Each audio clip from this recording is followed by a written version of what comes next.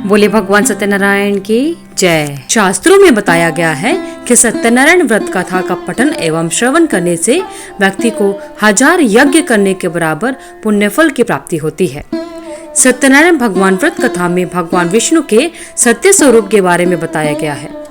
इस व्रत का श्रवण करने से घर में सुख समृद्धि का वास होता है और भगवान विष्णु की कृपा सभी पर बनी रहती है। आइए अब शुरू करते हैं भगवान श्री सत्यनारायण की व्रत कथा का पहला अध्याय। एक समय की बात है, नैमिषारण्य तीर्थ में शौनकादि 88,000 ऋषियों ने श्री सूत जी से पूछा, हे प्रभु, इस कलयुग में वेद विद्या रहित मनुष्य को प्रभु भक्ति किस प्रकार मिल सकती है तथा उनका उद्धार कैसे होगा? हे मुनि श्रेष्ठ, कोई ऐसा तप बताइए जिससे थोड़े समय में ही पुण्य मिले और मन वांछित फल भी मिल जाए। इस प्रकार की कथा सुनने की हम इच्छा रखते हैं। सर्वशास्त्रों के ज्ञाता सूत जी बोले, हे वैष्णवों में पूज्य, आप सभी ने प्राणियों की हित की बात पूछी है, इसलिए मैं एक ऐसे श्रेष्ठ व्रत को आप लोगों को बताऊंगा जिसे नारद जी ने लक्ष्मी नारायण से पूछा था और भगवान विष्णु ने मुनि श्रेष्ठ नारद जी से कहा था। आप सब भी इसको ध्यान पूर्वक सुनिए। एक समय की बात है, योगीराज नारद जी दूसरों के हित की इच्छा लिए अनेकों लोकों में घूमते हुए मृत्यु लोक में आ पहुँचे। यहाँ उन्होंने अनेक योनियों में जन्मे प्राय सभी मनुष्य को अपने कर्मों द्वारा अनेकों दुखों से पीड़ित देखा। उनका दुख देख नारद जी सोचने लगे कि कैसा यत्न किया जाए जिसके करने से निश्चित रूप से मानव के दुखों का अंत हो जाए। इसी पर विचार करते हुए वह विष्णु लोक में गए। वहाँ नारद जी देवों के ईश नारायण जी की स्तुति करने लगे, जिनके हाथों में शंख, चक्र, गदा और पद्य थे, गले में वरमाला थी। स्तुति करते हुए नारद जी बोले, हे भगवान, आप अत्यंत शक्ति से संपन्न हैं, मन तथा वाणी भी आपको नहीं पा सकती। आपका आदि, मध्य तथा अंत नहीं है। निर्गुण स्वरूप सृष्टि के कारण भक्तों के दुख को दूर करने वाले हैं। आपको मेरा नमस्कार। नारद जी की स्तुति सुनकर भगवान विष्णु बोले, हे मुनिश्रेष्ठ, आपके मन में क्या बात है? आप यहाँ पर किस काम के लिए आए हैं, उसे निसंकोच कहिए। इस पर नारद मुनि बोले कि मृत्युलोक में अनेक योनियों में जन्मे मनुष्य अपने कर्मों के द्वारा अनेक दुख से दुखी हो रहे हैं। हे नाथ, आप मुझ पर दया रखते हैं तो बताइए कि वे मनुष्य थोड़े से ही प्रयास से अपने दुखों से कैसे छुटकारा पा सकते हैं। श्री हरि बोले, हे नारद, मनुष्य की भलाई के लिए तुमने बहुत अच्छी बात पूछी है, जिसके करने से मनुष्य मोह से छूट जाता है। वह बात मैं तुमसे कहता हूँ, उसे ध्यान पूर्वक सुनो। स्वर्गलोक व मृत्युलोक दोनों में एक दुर्लभ उत्तम व्रत है जो पुण्य देने वाला है। आज प्रेमवश होकर मैं तुमसे कहता हूँ, श्री सत्यनारायण भगवान का यह व्रत विधान पूर्वक करके मनुष्य तुरंत ही यहाँ पर सुख भोग कर मरने पर मोक्ष पाता है।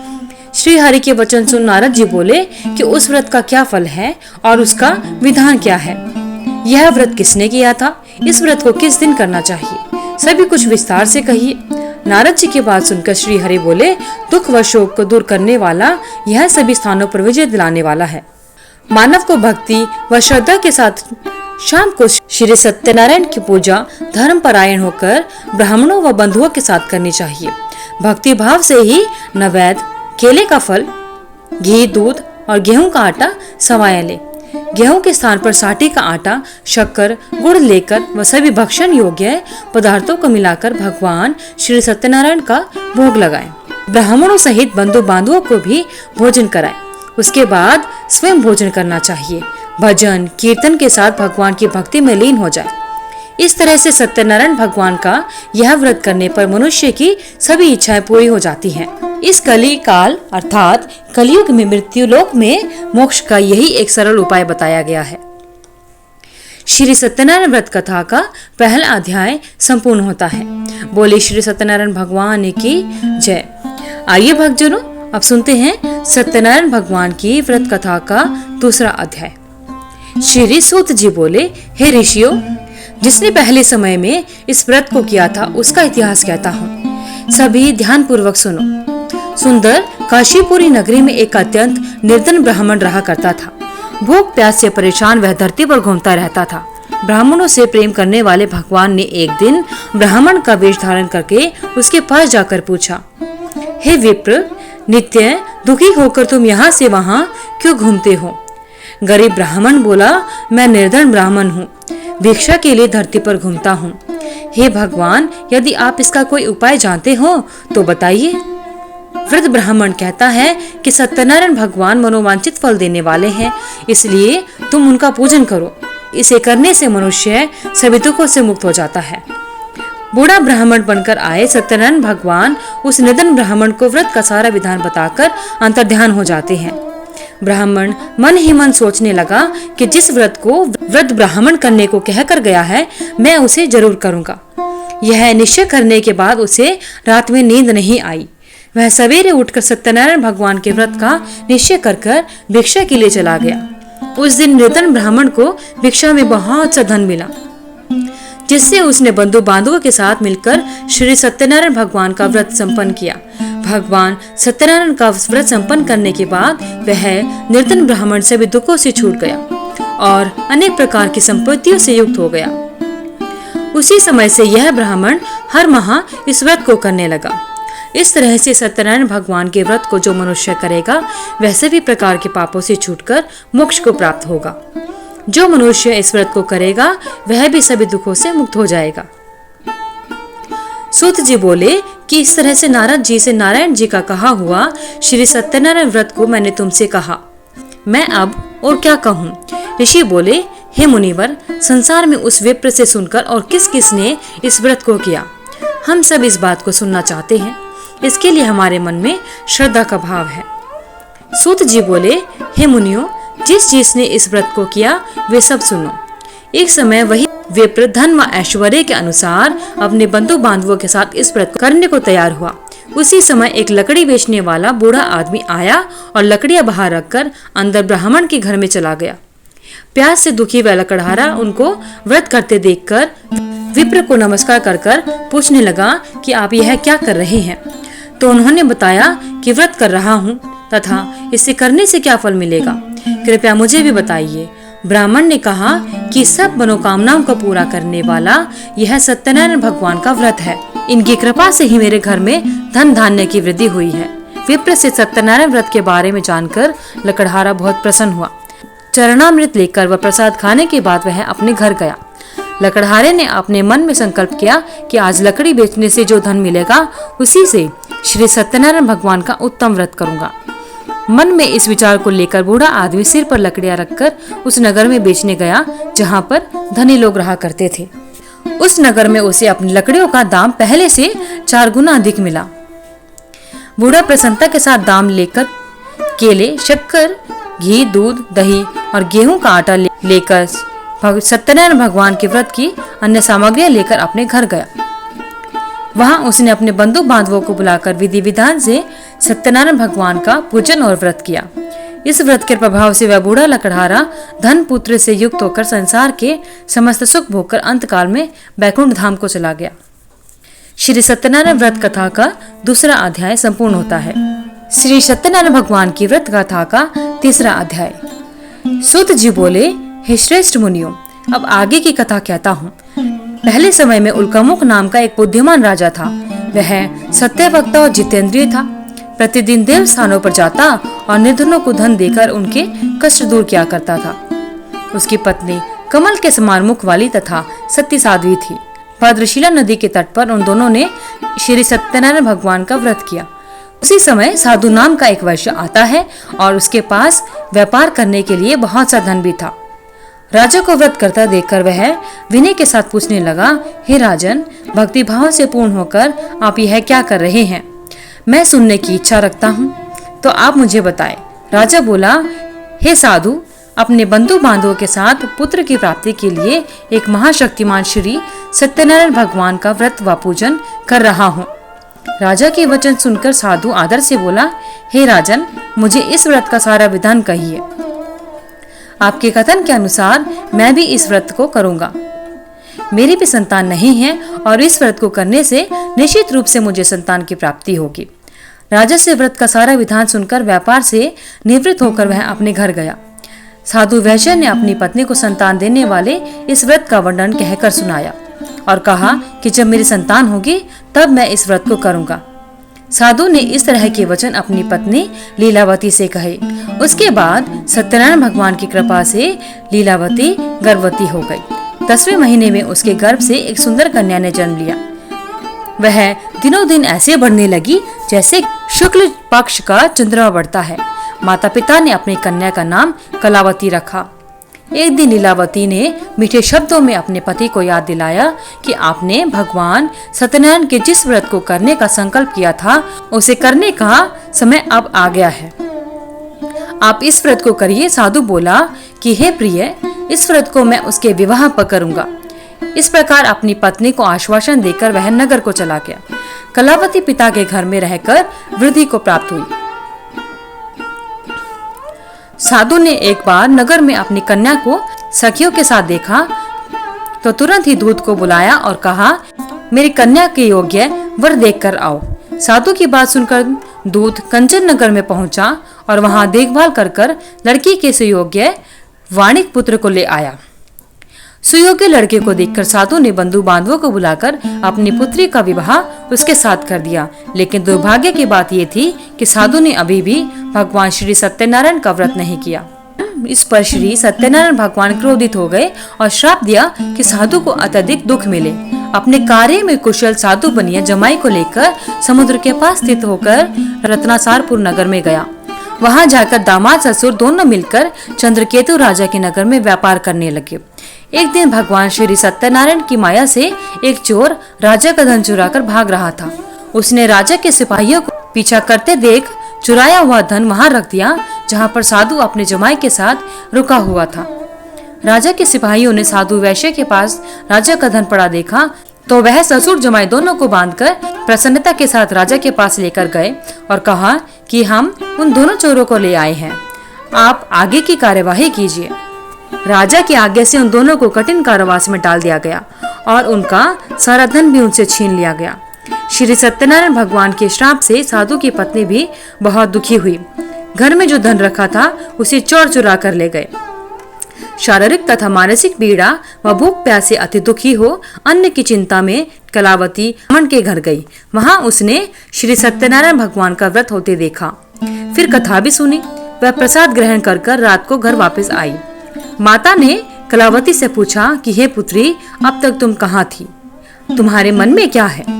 कलावती ने अपनी माता से कहा कि हे माता, मैंने एक ब्राह्मण के घर में श्री सत्यनारायण भगवान का व्रत देखा है।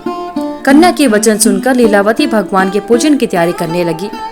लीलावती ने परिवार व बंधुओं सहित श्री सत्यनारायण भगवान का पूजन किया और उनसे वर मांगा कि मेरे पति तथा जमाई शीघ्र घर आ जाए। साथ ही यह भी प्रार्थना की कि हम सबका अपराध क्षमा करे। श्री सत्यनारायण भगवान इस व्रत से संतुष्ट हो गए और राजा चंद्रकेतु को सपने में दर्शन देकर कहा कि हे राजन, तुम उन दोनों वैश्यों को छोड़ दो और तुमने उनका जो धन लिया है उसे भी वापस कर दो। अगर ऐसा नहीं किया तो मैं तुम्हारा धन व राज्य सभी को नष्ट कर दूंगा। राजा को यह सब कहकर वह अंतर्ध्यान हो गए। प्रातः काल सभा में राजा ने अपना सपना सुनाया। फिर बोले कि वणिक पुत्रों को कैद से मुक्त कर दो और सभा में लेकर आओ। दोनों ने आते ही राजा को प्रणाम किया।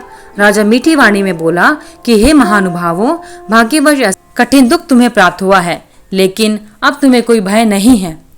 ऐसा कहकर राजा ने उन दोनों को नए वस्त्र और आभूषण पहनाए और जितना धन उनका लिया था उससे दोगुना धन उनको वापस दे दिया और दोनों वैश्य अपने घर को चल दिए।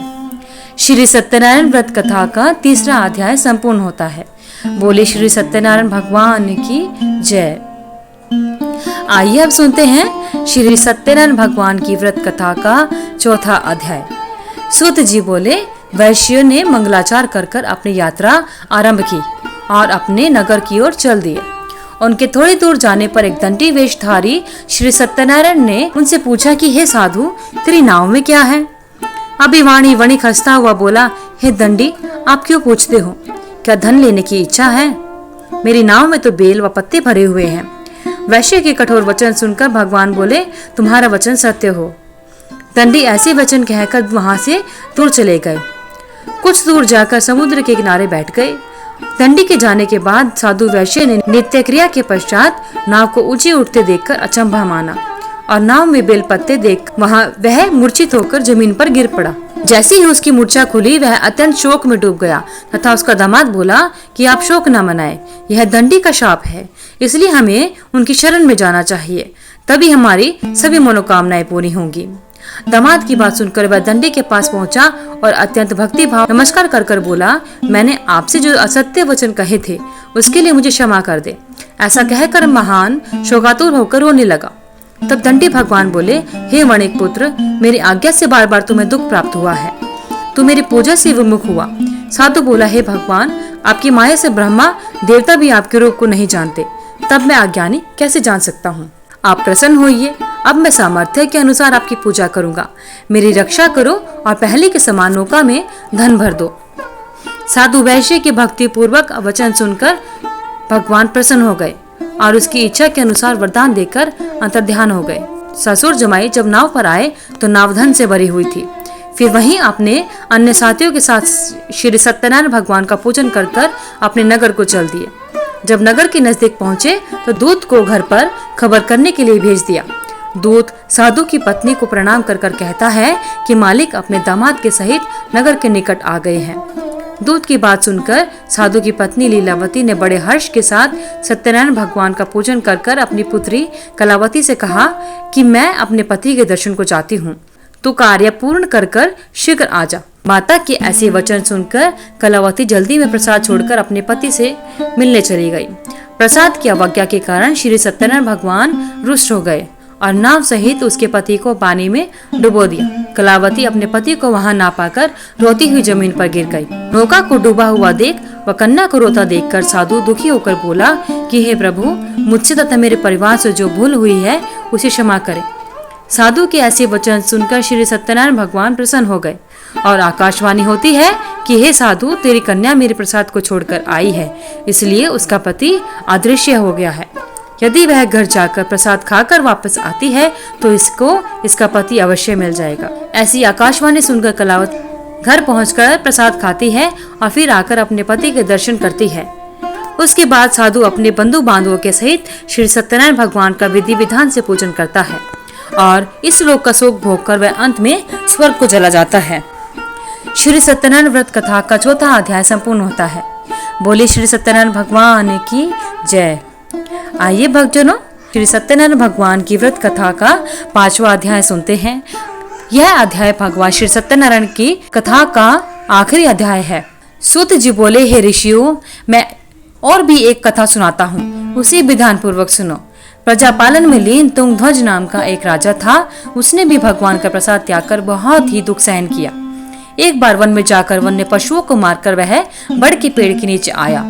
वहां उसने ग्वालों को भक्ति भाव से अपने बंधुओं के सहित भक्त सत्यनारायण भगवान का पूजन करते देखा। अभिमानवश राजा ने उन्हें देखकर भी पूजा स्थान पर नहीं गया और न ही उसने भगवान को नमस्कार किया। ग्वालों ने राजा को प्रसाद दिया, लेकिन उसने वह प्रसाद भी नहीं खाया और प्रसाद को वहीं पर छोड़कर अपने नगर को चला गया। जब वह नगर में पहुंचा तो वहां सब कुछ तहस नहस हुआ पाया, तो वह शीघ्र ही समझ गया कि यह सब भगवान ने ही किया है। वह दोबारा ग्वालों के पास पहुंचा और विधि पूर्वक पूजा कर प्रसाद खाया तो श्री सत्यनारायण भगवान की कृपा से सब कुछ पहले जैसा हो गया। दीर्घ काल तक सुख भोगने के बाद मरणोपरांत उसे स्वर्ग लोक की प्राप्ति हुई। जो मनुष्य परम दुर्लभ इस व्रत को करेगा तो भगवान श्री सत्यनारायण की कृपा से उसे धन धान्य की प्राप्ति होगी, निर्धन धनी हो जाता है और भय मुक्त होकर जीवन जीता है। संतानहीन मनुष्य को संतान सुख मिलता है और सारे मनोरथ पूर्ण हो जाते हैं और अंत काल में वह मानव वैकुंठ धाम को जाता है। सूत जी बोले, जिन्होंने इस व्रत को किया, अब उनके दूसरे जन्म की कथा कहता हूँ। वृद्ध शतानंद ब्राह्मण ने सुदामा का जन्म लेकर मोक्ष की प्राप्ति की। लकड़हारे ने अगले जन्म में निषाद बनकर मोक्ष प्राप्त किया। उल्कामुख नाम का राजा दशरथ होकर बैकुंठ को गए। साधु नाम के वैश्य ने मोरध्वज बनकर अपने पुत्र को आरे से चीरकर मोक्ष पाया। महाराज तुंगध्वज ने स्वयंभू होकर भगवान में भक्ति युक्त होकर कर्म कर मोक्ष को प्राप्त किया। श्री सत्यनारायण व्रत कथा का 5वां अध्याय संपूर्ण होता है। बोले श्री सत्यनारायण भगवान की जय। हे भगवान श्री सत्यनारायण, जिस प्रकार आपने अपने भक्तों पर कृपा अपनाई, उसी प्रकार आपकी इस कथा को सुनने वाले और आपके व्रत को करने वाले सभी पर अपनी कृपा बनाए रखना, उनके सभी मनोरथ पूर्ण करना। आइए अब जानते हैं श्री सत्यनारायण व्रत कथा का व्रत की पूजा विधि क्या है। पूर्णिमा के दिन भक्त सुबह जल्दी उठकर पवित्र स्नान करना चाहिए। उसके बाद साफ स्वच्छ वस्त्र धारण कर अपने घर और मंदिर को साफ करें। भगवान सूर्य को अर्घ दे, उनके मंत्रों को जाप करें। एक लकड़ी की चौकी पर पीला कपड़ा बिछाएं और भगवान सत्यनारायण की प्रतिमा या तस्वीर को स्थापित करें। गंगाजल और पंचामृत से भगवान श्री सत्यनारायण का अभिषेक करें। हल्दी या चंदन का तिलक लगाएं। पीले फूलों की माला भगवान श्री सत्यनारायण को अर्पित करनी चाहिए। देशी घी का दिया भगवान सत्यनारायण की प्रतिमा के सामने अवश्य जलाना चाहिए। सत्यनारायण व्रत कथा का पढ़ना एवं सुनना आवश्यक होता है और अंत में भगवान सत्यनारायण की आरती करें। भोग प्रसाद परिवार के सभी सदस्यों में बांटे। प्रसाद खाकर अपने व्रत का पारण करें और साथ ही भोजन से व्रत खोलें। धन्यवाद। अगर आपको वीडियो अच्छी लगी तो वीडियो को लाइक करें, शेयर करें, चैनल को सब्सक्राइब करके बेल आइकन को जरूर प्रेस करें ताकि आगे आने वाले सभी वीडियोस की नोटिफिकेशन आप तक समय से पहुंचती रहे। कमेंट बॉक्स में जय श्री सत्यनारायण लिखना ना भूलें। भगवान श्री सत्यनारायण की आप सभी पर कृपा बनी रहे।